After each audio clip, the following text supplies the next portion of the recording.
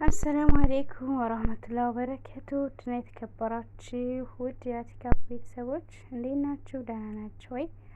ኢድ ሙባረክ አለይና ወአሌይኩም ተቀበላላህ ሷሊህል አመል። እንዴት ናችሁ? ደህና ናችሁ ወይ? ኢድ እንዴት ነበረ? አልሐምዱሊላህ። እንግዲህ በመዳን ቤት እንደዚህ በዚህ ሁኔታ ውለናል ማለት ነው። ያው በመዳን ቤትም ቢሆን ራሳችንን ላለማስደበር ያው እንደምታዩት ቆንጆ ወጥ ሰርቻለሁ፣ ስጋ ወጥ ማለት ነው። ዋው ያ ሰላም በጣም ነው የሚያምረው። እውት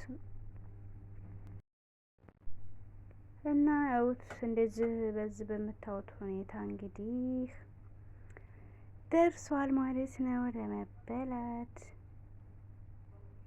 ከዛ ደግሞ እውት እንደዚህ የሚያምር ቦታ ወተን ተዝናንተናል ማለት ነው። እውት ቦታው በጣም ነው የሚያምረው።